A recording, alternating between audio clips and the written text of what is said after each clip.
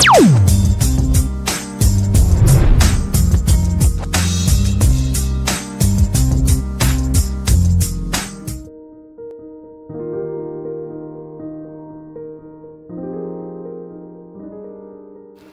yang terjadi dalam hidup kami dan apapun yang terjadi di dunia ini, baik sekarang ataupun nanti, biarlah setiap kami, khususnya yang ada di tempat ini, memutuskan akan tetap mengikut Yesus sampai selama-lamanya.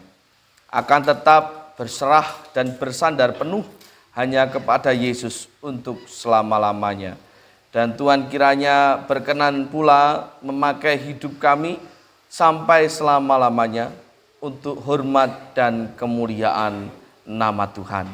Terima kasih Tuhan, pagi ini kami kembali tergabung dalam persekutuan ibadah Sabat bagi Tuhan. Dalam segala keterbatasan kami selalu rindu untuk dapat memuliakan nama Tuhan, memuji Tuhan, menyembah Tuhan, apapun yang terjadi. Dan kami juga selalu rindu untuk belajar kebenaran firman Tuhan, apapun yang terjadi.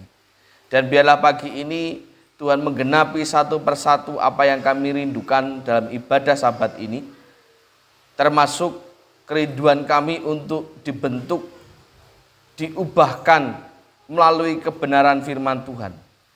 Tuhan yang memberkati setiap firman yang kami perdengarkan, yang kami nikmati bersama-sama.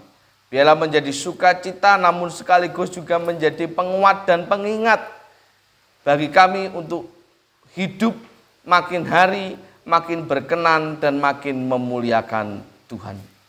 Terima kasih Tuhan, sertai pimpin pembelajaran firman Tuhan kami ini dari awal, pertengahan hingga akhirnya, dan biarlah nama Tuhan yang dipermuliakan. Dan dalam nama-Mu Tuhan kami Yesus Kristus, Tuhan dan Juru Selamat kami yang hidup, kami berdoa mengucap syukur. Amin. Silakan duduk kembali. Shalom. Shalom. Selamat pagi. Sehat? Minggu kedua di tahun 2022 masih dalam tema mengucap syukur. Minggu lalu kita sudah belajar tentang mengapa orang begitu susah mengucap syukur.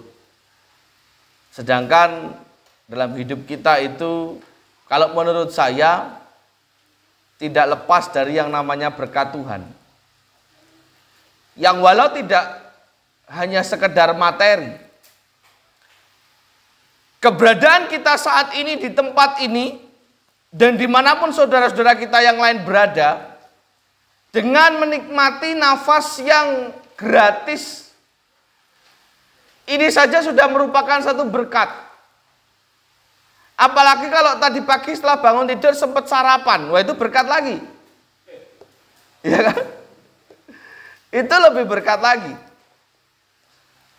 Karena di saat pandemi sedang memburuk pada gelombang kedua beberapa bulan yang lalu, beberapa saudara kita yang terkena atau terjangkit virus ini cukup kesulitan untuk mendapatkan oksigen.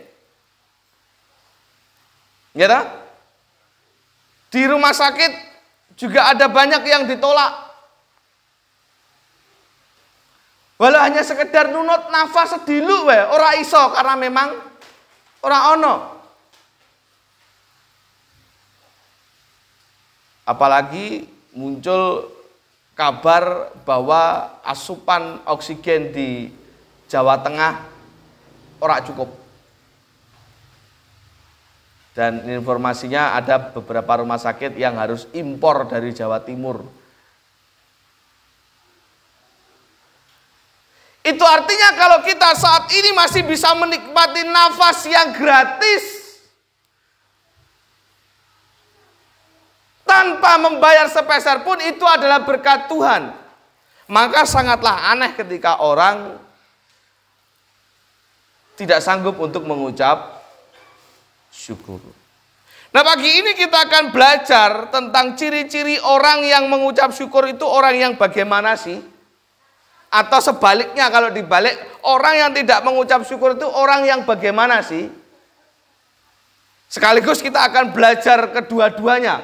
Ciri orang yang bersyukur sekaligus orang yang tidak bersyukur. Kalau Anda melihat dalam 1 Tesalonika 5 ayat yang ke-18, firman Tuhan di sana mengatakan, mengucap syukurlah dalam segala hal, sebab itulah yang dikehendaki Allah di dalam Kristus Yesus bagi kamu. Mengucap syukur adalah satu kehendak Tuhan bagi kita, keharusan bagi kita. Nah, bagaimana ciri-ciri orang yang bersyukur? Yang pertama, Bapak Ibu Saudara, ciri-ciri orang yang bersyukur itu yang paling mudah dilihat, paling mudah dititeni khususnya untuk diri kita sendiri. Orang yang bersyukur itu adalah orang yang tidak pernah mengeluh. Ingat, tidak pernah mengeluh. Orang yang tidak sidik-sidik ngeluh. Panas ngeluh, udan ngeluh. Jalukmu piye? Udan tapi panas. Ngeluh meneh, cuaca kok bingung nih. Apapun dikeluhkan. Ada guyonan. Duwe sirah ngeluh, duwe sirah wagu. Ngeluh. Apapun selalu dikeluhkan. Yakobus pasal pertama ayat yang kedua sampai dengan yang keempat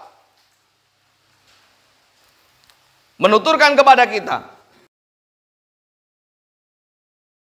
Yakobus pertama ayat yang kedua sampai keempat. Saudara-saudaraku, anggaplah sebagai suatu kebahagiaan apabila kamu jatuh ke dalam berbagai-bagai pencobaan. Sebab kamu tahu bahwa ujian terhadap imanmu itu menghasilkan ketekunan. Dan biarkanlah ketekunan itu memperoleh buah yang matang, supaya kamu menjadi sempurna dan utuh dan tak kekurangan suatu apapun.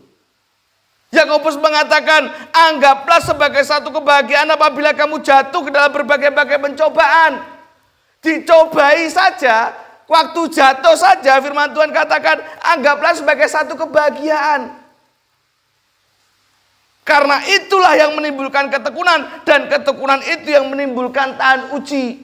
Selalu berpikir positif, ojo ngeluh. Walau di saat susah, walau di saat jatuh, walau di saat dicobai sekalipun, anggaplah sebagai satu kebahagiaan. Ojo ngeluh. Itulah maksudnya. Jangan mengeluh. Menerima apa adanya kondisi hidup. Bagaimanapun dan apapun yang terjadi, menerima dengan mengucap syukur dengan sukacita. Sebagai bagian dari berkat yang sudah Tuhan sediakan. Apapun kondisinya. Angel Pak, memang disitulah sulitnya menjadi orang benar. Orang Kristen. Orang percaya. Alek gampang wae. Kabeh-kabeh gelem. Alek gampang wae, Yesus gak bakal ngomong pikulah salib, sangkalah dirimu, nggak bakal ngomong seperti itu. Ya kan? Memang tidaklah mudah mengaplikasikan dalam hidup. Hidup dengan apa yang ada, bukan hidup dengan mengada-ada. Kalau minggu yang lalu kita belajar, tidak usah iri dengan kehidupan orang lain. Tidak usah membanding-bandingkan hidup kita dengan orang lain. Merasa seolah-olah hidup kita itu tidak lebih baik dari mereka. Hingga akhirnya mengada-adakan hidup. Mengada-adakan hidup ini. Tonggone tuku kulkas, ya pengen tuku kulkas. Tonggone tuku TV, ya pengen tuku TV. Sementara mungkin itu bukanlah yang prioritas, yang terutama. Bahkan tidak dalam jangkauan ekonominya. Itu namanya mengada-adakan hidup. Karena lek wis kayak ngono sing rugi siapa? Kalau sudah seperti itu yang rugi siapa? Ya diri sendiri. Oh alah mas mau kayak lo penak mas. Seorang istri berkata demikian suatu saat, suatu ketika. Lah nopo? Penak men batu TV, ki mau tuku kulkas, sesuk tuku apa meneh ya lewat dhewe iki lho. TV kaya mung kemresa gambar semut kabeh. Piye ra gambar semut wong ra duwe anten. Duwe TV ra duwe anten. Kan aneh. Kalau kulkasnya anyar, kapan tuku kelas menawa dhewe? Mengeluh dan mengeluh. Orang yang tidak mengeluh, dia pasti tidak akan sibuk mencari-cari siapa yang salah dalam kehidupannya. Tetapi yang ia lakukan adalah mencari apa yang salah dalam hidupnya supaya dapat dibenahi. Supaya dapat diluruskan kembali. Kalau misalkan saya ada yang salah, ya saya akan perbaiki. Itu orang yang tidak mengeluh. Tetapi orang yang suka mengeluh, pasti akan lebih sibuk mencari kesalahan orang lain saat dia sedang terjatuh. Orang ngeluh itu dalam pengkalimatannya tidak selalu aduh, tidak selalu huwalah, aku Kediri huwalah. Tidak selalu seperti itu. Tapi ketika dia jatuh, dia ini goro-goro patuk, itu orang suka ngeluh. Ketika kesandung ki goro-goro Pak Repto iki. Itu orang yang mengeluh, tidak selalu aduh dalam pengkalimatannya ya. Tetapi orang yang selalu mengucap syukur, ciri-cirinya ketika dia kesandung dia akan mencari, gimana aku kesandung apa toh? Oh ternyata enak watu tak pindai. Itu orang yang tidak mengeluh. Mencari apa yang salah supaya dapat dibenahi. Bukan mencari siapa yang salah. Karena ujung-ujungnya ya orang lain yang salah, bukan dirinya pasti. Walaupun dia yang salah. Maunya tetap mencari orang lain. Kalau ngerti anak watu kalau disandung, kan ya iso nyingkir kok malah. Seksi perlengkapannya Pak Repto, seksi kostre Pak Tuki mesti salah Pak Tuk anak watu nek gini.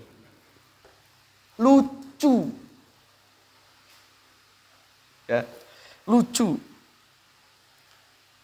Orang yang tidak mengeluh pasti akan menikmati detik demi detik, waktu demi waktu hidupnya. Karena sadar bahwa semua itu adalah anugerah Tuhan. Walaupun susah, apalagi senang, akan menikmati perjalanan hidupnya. Karena tahu apapun yang terjadi, saya bersama dengan Tuhan dan Tuhan bersama dengan saya. Nah sebaliknya orang yang tidak bersyukur ya pasti suka mengeluh. Pasti suka mencari kesalahan orang. Pasti suka mengada-adakan hidupnya. Suka iri dan lain sebagainya. Dia kebalikan dari semua itu tadi.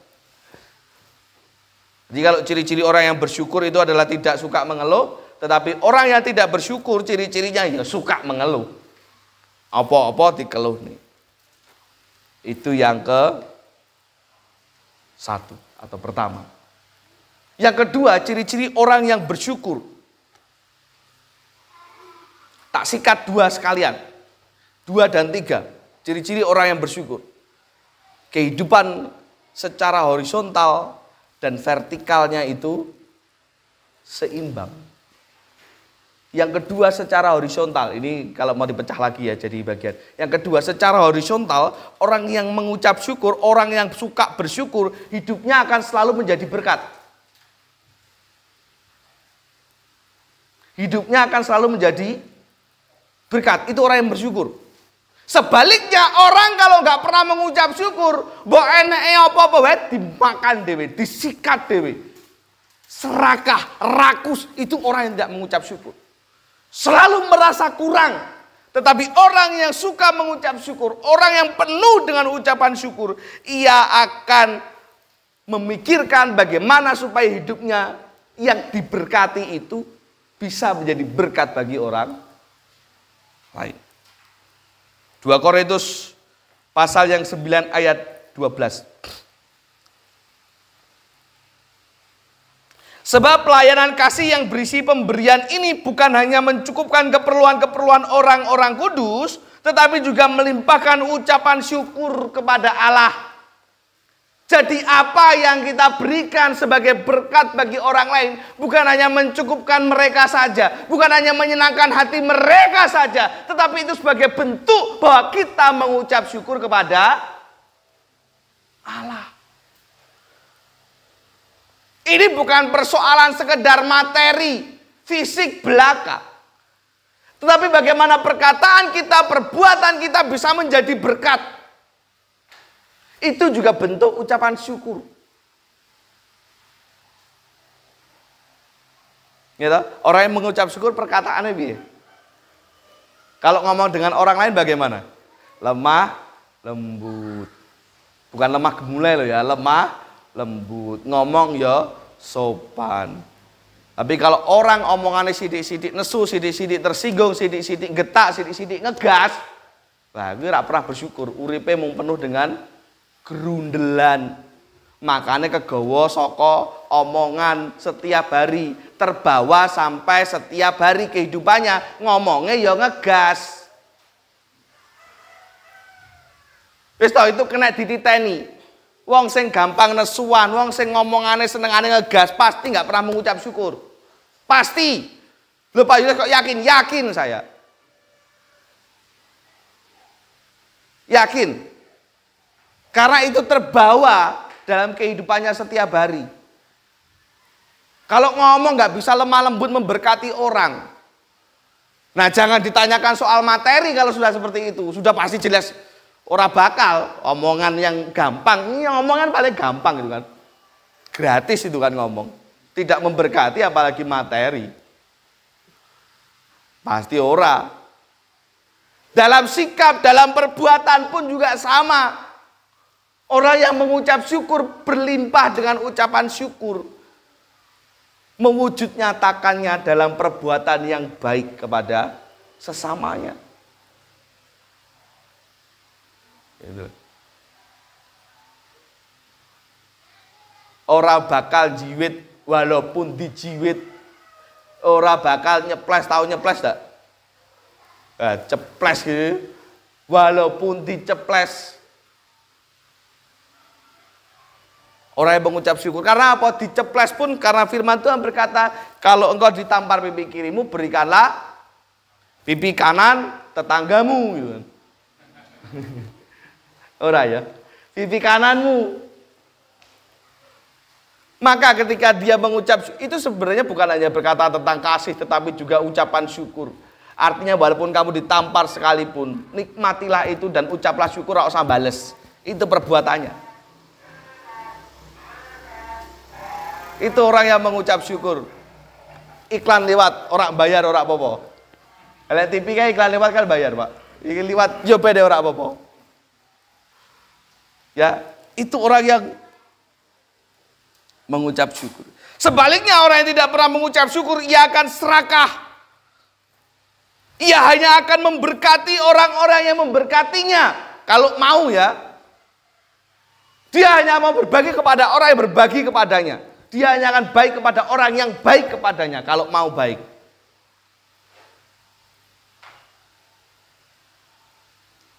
Sing ora apik, ya ora tak apiki. Hatinya penuh kebencian, hatinya bahkan penuh dengan dendam. Itu orang yang tidak pernah mengucap syukur. Selalu merasa kurang. Makanya dia berpikir, lagu apa aku menjadi berkat, wong aku dhewe kurang. Lagu apa aku senyum dengan orang, wong orang saja tidak mau senyum dengan saya. Itu orang yang tidak pernah mengucap syukur. Ya. Secara vertikal sekarang, hubungan antara seseorang dengan Tuhan.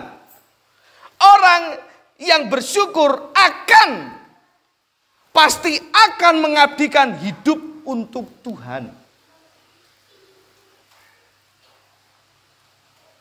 Kolose pasal 2 ayat yang ke-7.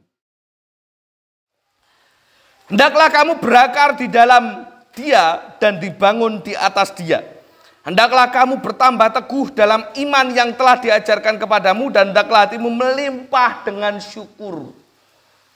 Ketika orang hidupnya melimpah dengan syukur, dia akan berpikir bagaimana berpikir dan berbuat dan memutuskan bagaimana caranya supaya aku tetap dapat atau semakin berakar di dalam Tuhan, semakin dibangun di dalam Tuhan, semakin teguh imanku. Itu orang yang mengucap syukur. Dan dalam pengaplikasian hidupnya, dia mau, dia suka melayani Tuhan apapun bentuknya. Dimanapun berada, mau di gereja, mau di mana-mana pun tempatnya, di pekerjaan, dia melayani Tuhan. Loh Pak, ada pekerjaan apa bisa melayani Tuhan? Bisa. Firman Tuhan katakan, apapun yang engkau perbuat, perbuatlah seperti untuk Tuhan. Maka ketika engkau bekerja, ya kerja kuwi melayani Tuhan, maka engkau akan bekerja sebaik-baiknya seperti untuk Tuhan. Karena bekerja untuk Tuhan itu kan pasti pengennya memberi yang terbaik, harusnya. Maka wong lek kerjane sak penake dhewe, sak penake udele. Lek basane wong Jawa. Suka korupsi. Lah apa gaweanku ngono sing dikorupsi apa? Waktu. Tidak hanya uang, waktu bisa dikorupsi.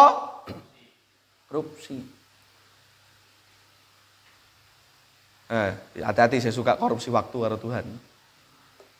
Ibadah jam piro, teko jam piro, mulih jam piro gitu. Mangkate keri, balik egasi itu korupsi waktu. Orang nek gereja, orang nek gawean, orang nek sekolahan. Jangan korupsi waktu. Ya. Berangkat dan pulanglah sesuai jadwal waktunya, kecuali balik ekor lembur dhisik. Ya kan? Kecuali ada alasan-alasan yang sifatnya urgent. Nah, beda lagi kan.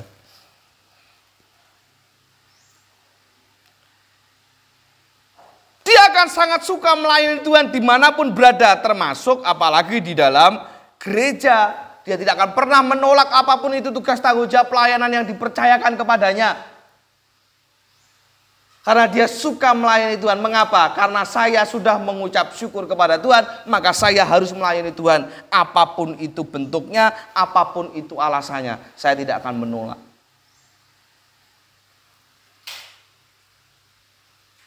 Bukan tatit apa jenenge? Pak Ripto apa jenenge? Cek suhu, termogan, mau itu kek, mau apa kek, siap. Selama saya masih mampu, siap. Itu orang yang mengucap syukur kepada Tuhannya. Karena dia tahu cara berterima kasih. Saya pernah memberikan kesaksian, aku rak ngerti meneh piye carane aku mbales Tuhan. Dengan apa kan ku balas segala kebaikanmu. Tuhan, aku duwene mau ngurip, aku duwene mau awak, aku duwene mau nyawa. Ya wis pakein semuanya. Itu yang saya lakukan. Dan bagaimana dengan Anda? Orang kudu dadi pendeta, ingat melayani Tuhan bisa di mana saja. Bisa dalam rupa apa saja. Karena dia sadar melayani dan mengabdi itu adalah satu keharusan sebagai bentuk syukur kepada Tuhan. Maka dia akan bertanggung jawab terhadap tugas-tugasnya. Termasuk dalam pengabdian dan ketaatannya untuk bersekutu, berdoa, memberi sepersepuluhan, membaca firman dan lain sebagainya.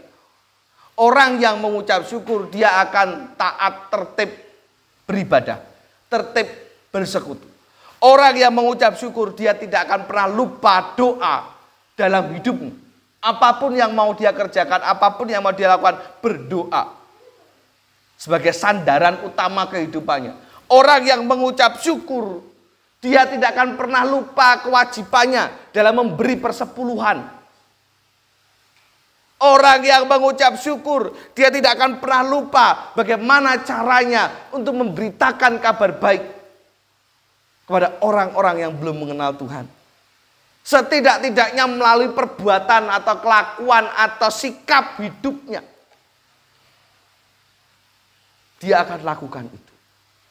Itu orang yang mengucap syukur, walau bagaimanapun kondisinya. Jadi ini tidak berbicara soal harta atau fisik saja. Walaupun ya itu adalah menjadi bagian di dalamnya. Tetapi bagaimana hati kita selalu rindu untuk mengabdi kepada Tuhan, itu juga yang terpenting. Sebagai bentuk aplikasi ucapan syukur kepada Tuhan. Sebaliknya, orang-orang yang tidak mengucap syukur, dia nggak akan mau tahu kepada Tuhan. Orang naik gereja rasanya ya biasa. Lebih penting harga dirinya daripada dia harus bertemu dengan Tuhan di gereja.